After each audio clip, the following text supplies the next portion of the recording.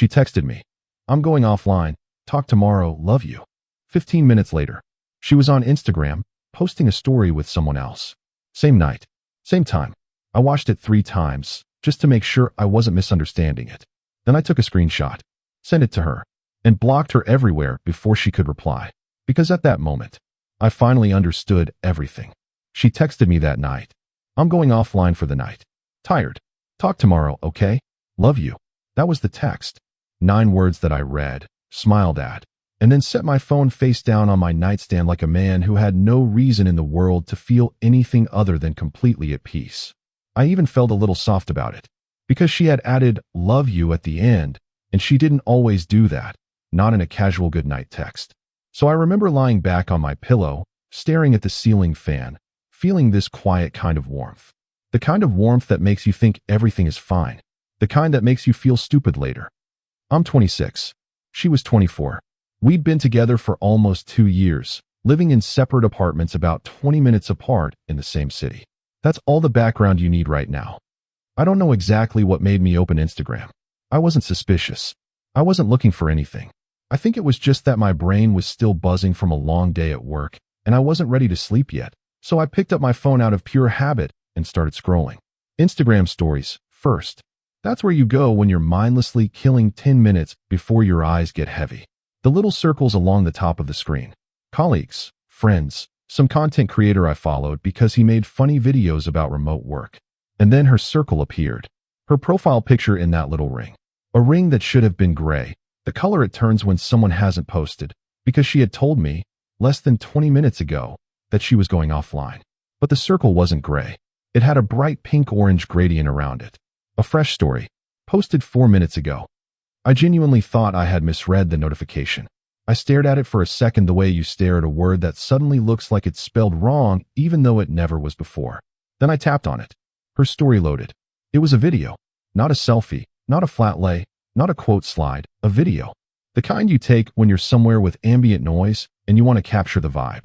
There was music playing in the background, something upbeat and warm, and the camera was pointed at a table that had 2 cocktail glasses on it, a flickering candle, and some plates with food. Someone's hand was reaching in from the left side of the frame, and that hand was holding up a glass like a toast. The caption on the story said, "Nights like these clinking glasses sparkles." I watched it again, and one more time after that. There are moments in life where your brain refuses to process what your eyes are already showing it. This was one of those moments. Because the most logical explanation, the one my brain kept trying to offer me like a nervous waiter, was that this was an old story. That maybe she had posted this before she texted me. That the timestamps were just slightly off because of some app lag or time zone weirdness. I wanted to believe that so badly that I almost convinced myself. Almost. But the story was posted at 11:17 p.m. And her, "I'm going offline," text came in at 11:02 p.m. 15 minutes. She texted me that she was going offline. And then 15 minutes later, she posted an Instagram story from what was very clearly a restaurant or a bar. With cocktails. With someone else's hand in the frame. At 11:17 at night. I put my phone down on the bed and just sat there. My room was quiet except for the ceiling fan and the distant sound of a car passing outside. I wasn't angry yet. Anger would come later. Right now, it was something colder. Something slower. It felt like being submerged. Like the water wasn't crashing over you. It was just rising, inch by inch, and you were watching it happen without being able to move. I picked my phone back up. I went to her text. I read it again. "I'm going offline for the night. Tired. Talk tomorrow, okay? Love you." Then I opened her story again. Those 2 cocktail glasses, that candle, that hand doing a little toast. Nights like these clinking glasses sparkles. I took a screenshot of the story. I went back to our text thread. I typed nothing. I just sent the screenshot. No caption. No "what is this?" No question mark. Just the image. And then I watched the little double tick turn blue, which meant she saw it immediately. Which meant her phone was very much in her hand. Which meant she was very much not asleep. The typing indicator appeared. 3 little dots, bouncing. I watched them. And then they disappeared. No message came through. The dots appeared again. Then disappeared again. Then a third time. Dots, pause, nothing. She was typing and deleting. Typing and deleting. Which is the behavior of someone who is not confused by what they were sent. Confused people type fast. They send "wait what" or "huh." in about 4 seconds. They don't sit there drafting and erasing responses for 2 minutes. Guilty people draft and erase. Guilty people weigh every word. Guilty people try to find the version of the truth that damages them the least. If you enjoy real stories like this, subscribe, because what happened next completely changed everything. I blocked her on iMessage, then on Instagram, then on WhatsApp, then on Snapchat, even though we barely used it. Then I found her number and blocked it from my phone entirely.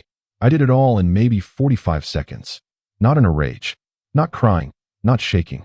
I did it quietly, methodically, the way you clear out a workspace at the end of a job. Not because I was done processing, but because I didn't trust myself to read whatever she was about to send. Because whatever she was going to say in those carefully drafted and deleted messages was going to be a performance. And I wasn't in the mood for theater that night. I want to back up now, because the story doesn't start at 11:17 p.m. The real story starts about 6 months before that night. It starts with a guy named Qley. Qley was someone she had known from before we got together. They had met at some graphic design workshop. She works as a freelance brand designer, and apparently he was in the same industry, or adjacent to it. She mentioned him to me casually once, early in our relationship, the way you mention a professional acquaintance. Oh, Qley? Yeah, we met at this workshop thing. He's nice. He does motion graphics. That was it. That was the extent of the Qley briefing. I didn't think about it again for almost a year. Then, about 8 months into the relationship, she started a new project, a branding overhaul for a small lifestyle company. She was excited about it. She talked about it at dinner, showed me color palettes on her laptop, asked me what I thought about certain logo directions. I liked seeing her excited. Design was her thing the way writing code was mine. It was where she came alive, where she became completely unself-conscious, where the version of her that was always slightly guarded in social situations just dropped. I loved that version of her. So I paid attention when she talked about this project. I asked questions, I remembered the client's name, I asked for updates. And somewhere along the way, I noticed that Qley's name kept appearing in the updates. Qley thinks the serif font is more on brand. I showed Qley the revised color story, and he said it reads better now. Qley and I had a call this morning to go over the pitch deck. Qley. I didn't say anything for a while, partly because I didn't want to be that guy. You know the type, the insecure boyfriend who turns every male name his girlfriend mentions into a 5-act drama. I had been that guy in a previous relationship, back when I was 21 and operating entirely on anxiety and unprocessed jealousy. And it had been exhausting and ugly and ultimately groundless. I had told myself I was past it. I had told myself I was a grown adult who could trust the person he loved. So I let the Qley mentions accumulate without comment. I smiled and nodded and asked intelligent follow-up questions about the project itself. But then came the day I came over to her apartment, and she was on a video call. She held up one finger at me, the give me a minute gesture, and kept talking. I sat down on her couch and waited, and I could see her screen from where I was sitting. Not clearly, not enough to make out details, but clearly enough to see that the person on the other end of the call was a guy. Youngish, decent looking, wearing a black t-shirt. They were laughing about something. Not a long conversation, just the tail end of one.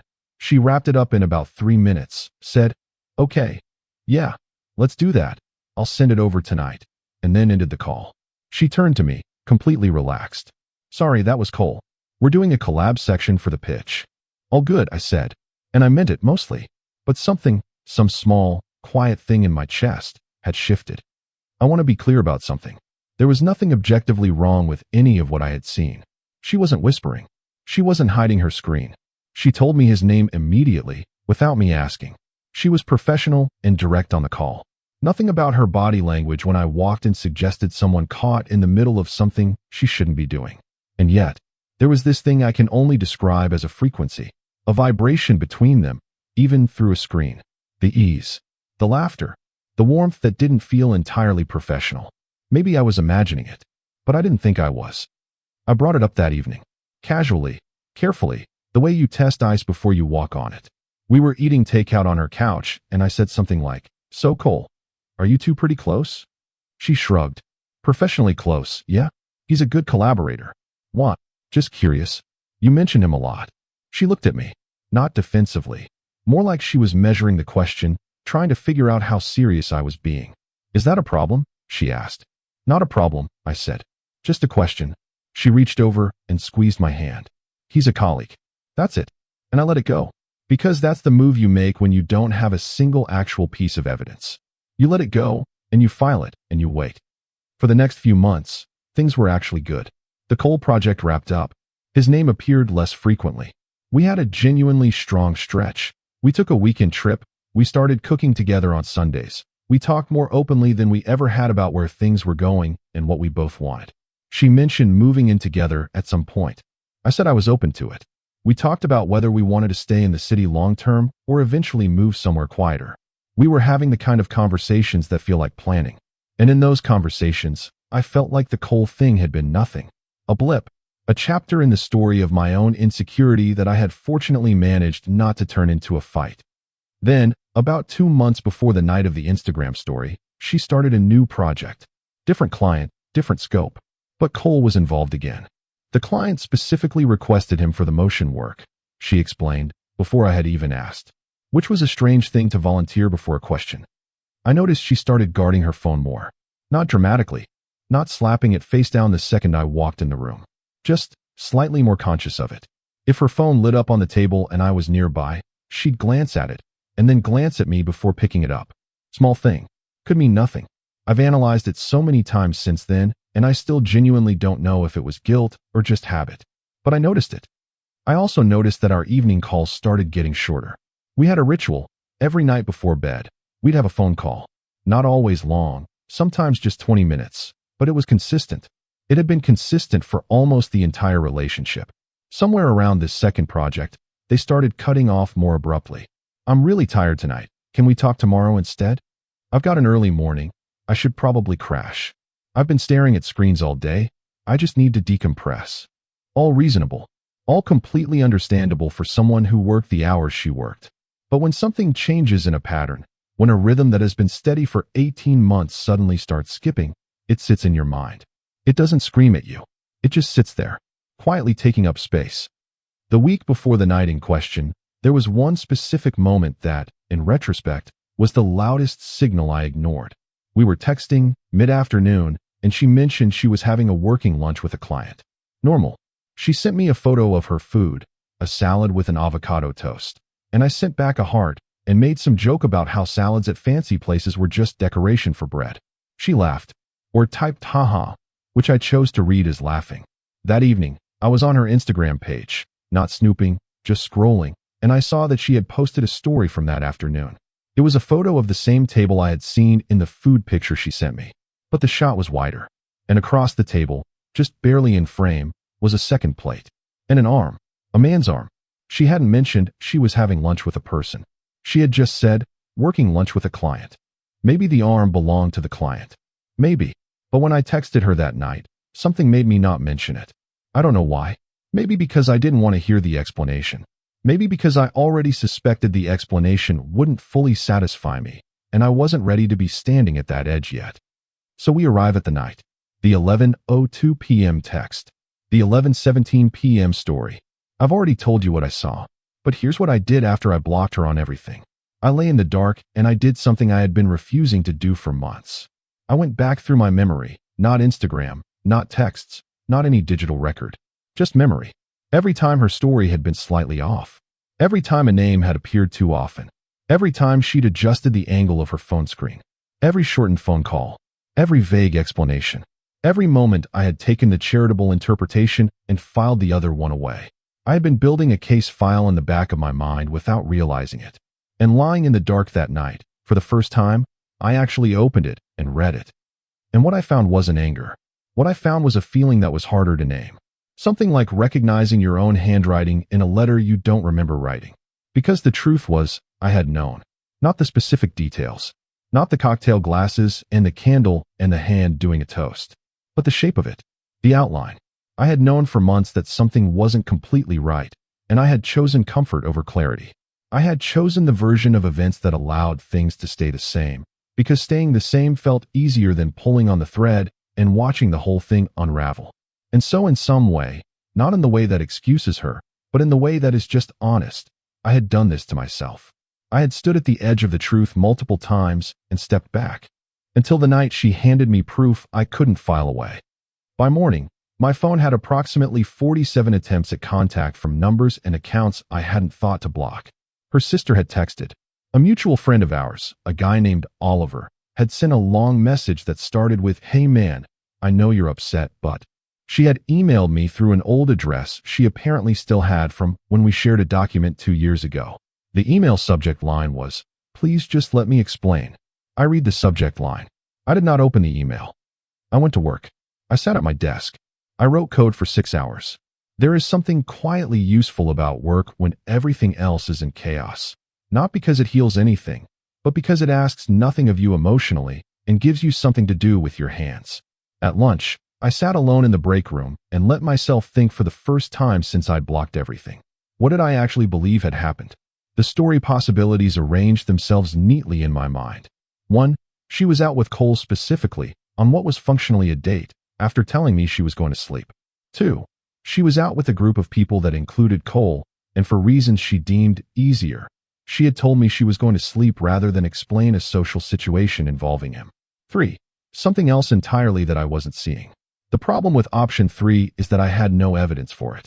The problem with options 1 and 2 is that they were both, in fundamentally different degrees, a betrayal.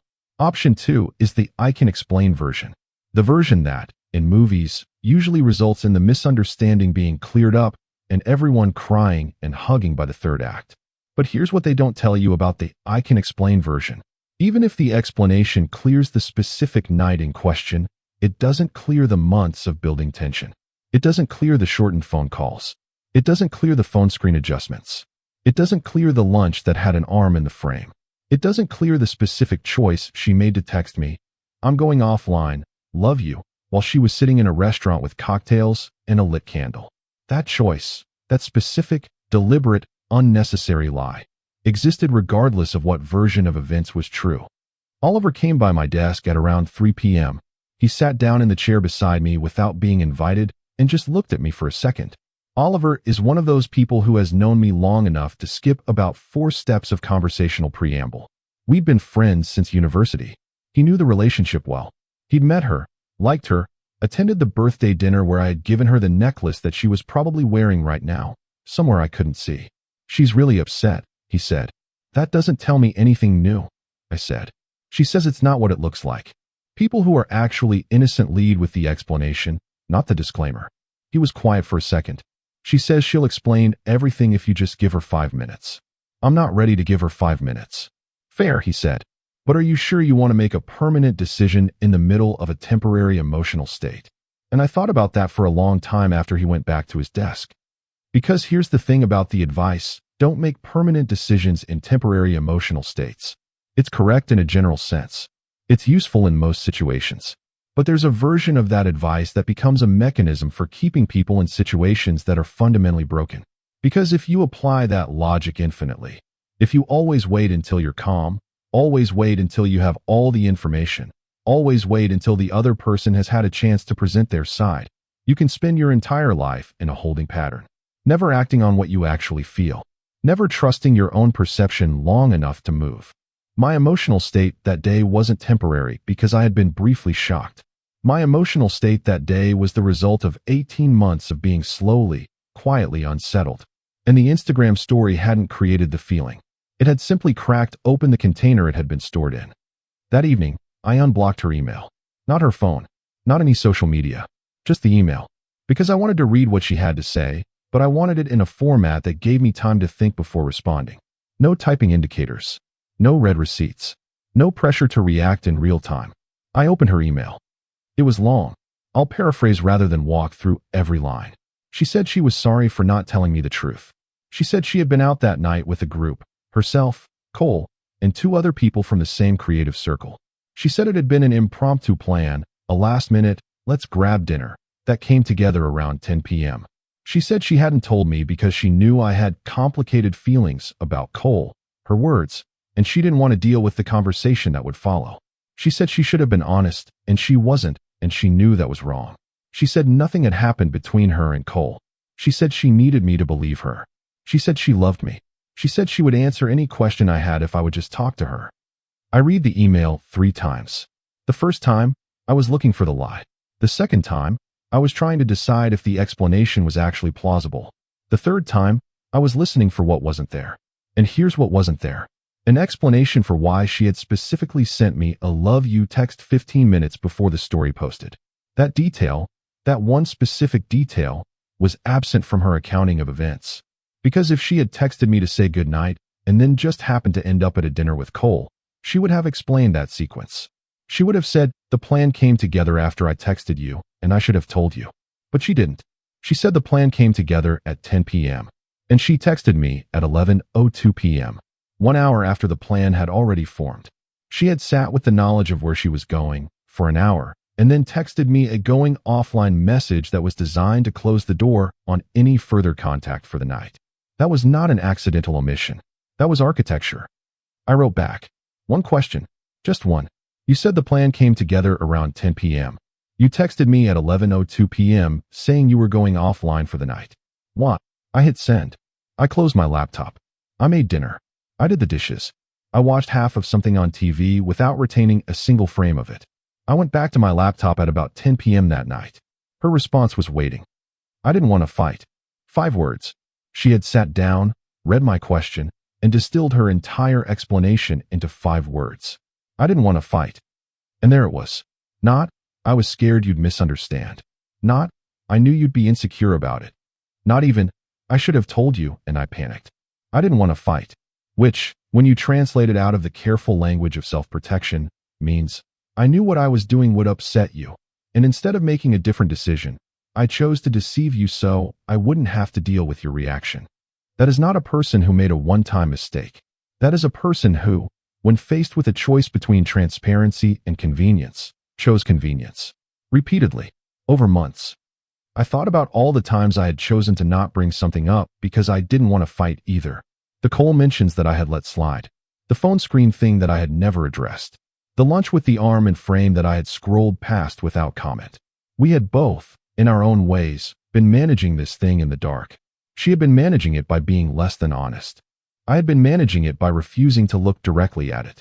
And the result was a relationship that looked intact from the outside, but had been eroding from the inside for God knows how long. I wrote back the next morning, because I needed to sleep on it first.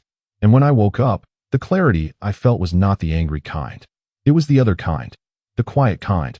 The kind that doesn't need to yell because it has already made up its mind. This is what I sent. I understand that you didn't want to fight. I've been not wanting to fight for months too. But somewhere along the way, not wanting to fight became something we were both using as a reason to not be honest. I don't think one conversation is going to fix that. I don't think you did this maliciously, and I don't think you're a bad person. But I also don't think I can be with someone who, in the moment of choosing between honesty and comfort, consistently chooses comfort. I wish things were different. I sent it. I went for a run. She replied while I was still out. A long email. Much longer than the first. She said I wasn't being fair. She said everyone avoids difficult conversations sometimes. She said the situation with Qley was genuinely innocent. She said I was punishing her for a mistake that deserved a conversation, not an ending. She said she had never done anything physically. She said she was asking for one chance to talk, in person, face to face. I sat on a bench outside and read the whole thing. And I noticed something. Not one word in that email addressed the pattern. She had explained the specific night. She had defended the specific relationship with Qley. She had argued for her own fundamental innocence in terms of physical actions. But she had said nothing, not a sentence, not a clause, about the months of small evasions. The shortened calls, the careful screen angles, the lunch she hadn't mentioned, the hour she'd sat knowing where she was going before texting me goodnight. Because those things couldn't be defended. They could only be acknowledged. And she wasn't ready to acknowledge them. I wrote back one more time. The last thing I sent her. I believe you that nothing physical happened. I'm not ending things because of what I think you did with Qley. I'm ending things because of what you did with me. There's a difference. Take care of yourself. That was it. I sent it. I reblocked the email. I didn't open it again. I want to fast forward about 2 weeks. Because the story doesn't fully land without what happened next. Oliver came over on a Saturday, the way he sometimes did, and we ordered pizza and watched something and talked. At some point, he told me that he had spoken to her. Not on my behalf, just a mutual friend checking in on both sides of a rupture, the way good mutual friends sometimes do. I asked what she'd said. He said she was genuinely sad. He said she genuinely maintained that nothing had happened. He said, and this is the part I've thought about the most, that she told him she had been pulling away slightly because she was scared. Not of me, not of Qley specifically, but of the relationship itself, of how serious it was getting, of the moving in together conversations, of the fact that things were heading somewhere permanent, and she had started to panic quietly, in the way that people do when they love someone but are terrified of what loving someone fully actually requires of you. He said she hadn't handled that fear honestly. He said she'd handled it by creating a little bit of distance, keeping a life slightly off to the side, maintaining a connection that felt a little more casual and low stakes. Not a replacement, a pressure valve. And look, I've turned that over in my mind more times than I can count, because there is a version of that explanation that is genuinely human. That kind of fear, the fear of full commitment, of losing yourself inside something permanent, is real. I felt it. A lot of people have felt it. And if she had come to me with that fear, even clumsily, even badly, we could have talked about it. We could have slowed down. We could have adjusted. We could have, together, figured out what she needed in order to feel less suffocated by the weight of where things were heading. But she hadn't come to me. She had gone sideways. She had managed her fear quietly and privately and at my expense. And when caught, she hadn't led with that truth either. That truth had only emerged through a third party, weeks later, after I had already walked. There's a version of me that wishes I had known. That wishes, somewhere in month 14 or 15, she had sat across from me and said, I'm scared. I'm pulling slightly. I need you to understand that I love you, but I'm terrified of how real this is getting. That version of me would have listened. That version of me would have put down whatever I was holding and looked at her and said, okay, tell me what you need. I believe that. I genuinely believe that conversation could have changed everything. But it never happened. And you can't rewrite a relationship around a conversation that was never had. It has been about 4 months since all of this. I haven't spoken to her. I won't say I haven't thought about her, because that would be a lie, and this whole thing has been about what happens when you stack small lies until the structure collapses. I've thought about her, more than I would like to admit. There are moments, a particular kind of Sunday afternoon, a restaurant that plays music like the kind she liked, the smell of a specific coffee brand that she always had in her kitchen, where something hits me and I feel it. That grief that isn't quite grief because the person isn't gone, they're just gone from your life, and somehow that's harder. But here's what I know. I know that the relationship, whatever its good parts were, had been running on two people separately choosing not to see what was happening. Her by lying about small things. Me by refusing to confront them. And a relationship where both people are looking away from the same thing is not a strong relationship. It's a shared delusion. And shared delusions eventually end. The only variable is what triggers the ending. For us, it was an Instagram story and a screenshot and 45 seconds of blocking. People have asked me, in the weeks since, whether I regret blocking her the way I did. Before she could explain. Before she even had a chance to respond to the screenshot. And here's my honest answer. I don't regret the blocking. I regret the speed. Not because the outcome would have been different, but because the way I did it, silent, surgical, no words, denied both of us the chance to say what needed to be said in real time. She deserved to be spoken to, not because her actions had earned warmth, but because 2 years together, however flawed, deserves words. It deserves more than a screenshot and a vanishing act. And if I'm being honest about my own behavior the way I've been honest about hers, then that's the part one carry, not the ending, the wordlessness of it. There's also something I've had to reckon with about what I was actually doing in those 45 seconds. Because I told myself I was protecting myself, and I was, but I was also punishing her. I was making sure she had to sit with uncertainty, with the read receipt on the screenshot, the 3-dot typing indicator that went nowhere, and then the sudden wall of every platform going dark at once. I was making her feel what I had felt on all those nights when the phone call ended early and something was slightly off, and I had chosen to say nothing. I was making her feel it all at once instead of slowly, the way I had. Was that fair? I don't know. I genuinely don't know. What I do know is this. The relationship taught me something that I think is actually important. About the cost of not saying the difficult thing when you first feel it. About how much damage accumulates in the space between what you notice and what you say. I had let things build, small observation after small observation, small discomfort after small discomfort, until they had formed something so large and compressed that when it finally broke, it broke everything. Not just the thing I was upset about that night. Everything. 2 years. The weekend trip. The Sunday cooking, the moving in conversations, the necklace, all of it, caught in the blast radius of a thing I could have addressed at month 8 if I had trusted myself enough to say, "Hey, this thing with Cole, I need you to actually talk to me about it. Not reassure me. Talk to me." I've started doing that now. In general, I mean, not in a relationship. I'm not there yet, and I'm not pretending to be. But in life, when something bothers me, I try to say it at the actual moment it bothers me, instead of filing it away. It's uncomfortable every single time. It still feels like pulling on a thread I'm not sure I want unraveled. But I've learned that the threads pull themselves eventually. The only question is whether you're the one holding the end of it, or whether you're the one surprised by the unraveling. I looked at her Instagram once, about a month after everything, through a secondary account, the way you do when you know you're going to regret it, but do it anyway. She had posted a normal amount. Life going on stuff. Coffee cups and design work and a sunset photo from somewhere. Nothing that told me anything I was actually looking for. I don't know if she and Cole are a thing now. I don't know if they were ever actually a thing. I don't know if the explanation she gave Oliver was the full truth or a softer version of it. I've made peace with not knowing, which is the thing no one tells you about the aftermath of a relationship that ends in ambiguity. You don't get the ending where all the information comes out and everything resolves cleanly into a shape you understand. You just get the pieces you have, and you carry them until they get lighter. If you're reading this and you're in the part of the story I was in at month 8, where something feels slightly off but nothing has been said, and you keep choosing the charitable interpretation, I want to say something to you. Not advice. I'm not qualified to give advice. Just something to think about. The thing you are not saying has weight, and the longer you carry it unsaid, the heavier it gets. And eventually it stops being something you're carrying. It becomes part of the floor you're standing on. And then one day the floor gives way, and you look down at the pieces, and you realize the floor was made of all the things you didn't say. Say the thing. Not aggressively. Not as an accusation. Just say it. Ask the question that's sitting in the back of your mind at 11 p.m. when something feels slightly wrong and you're not sure why.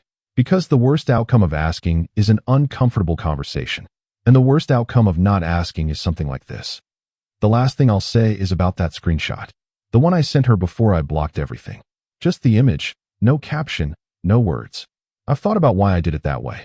Why I didn't write, "What is this?" or "I thought you were offline," or anything that would have opened a conversation. And I think the truth is that by the time I sent it, I wasn't looking for an explanation. I was closing a loop. I was saying, "I see this. I see you. I am not the person who looked away this time." It wasn't for her. It was for me. It was the first honest thing I had done in months. And maybe that's where this actually ends. Not with the blocking, not with the emails, not even with the conversation I had with Oliver. It ends with that screenshot. Sent at 11:23 p.m. on a night when I was supposed to be asleep. Sent to a woman who was sitting in a restaurant with cocktail glasses and a lit candle and someone's arm in the frame. Sent with no words because for the first time in a long time, the truth didn't need any. Edit 1. I know some of you are going to ask if I regret not hearing her out in person. Genuinely, I've asked myself that question 100 times. My honest answer is that I don't think the in-person conversation would have changed the outcome. It might have changed the process. But the outcome? I think we were already past the point where talking would have led somewhere different. Some endings aren't prevented by more communication. They're just delayed by it. Edit 2. To everyone saying, "You should have given her a chance to explain," I hear you. I really do. And maybe in a different version of this story, I would have. But I also need you to understand that the explanation she gave me, when she finally gave it, didn't make me feel better.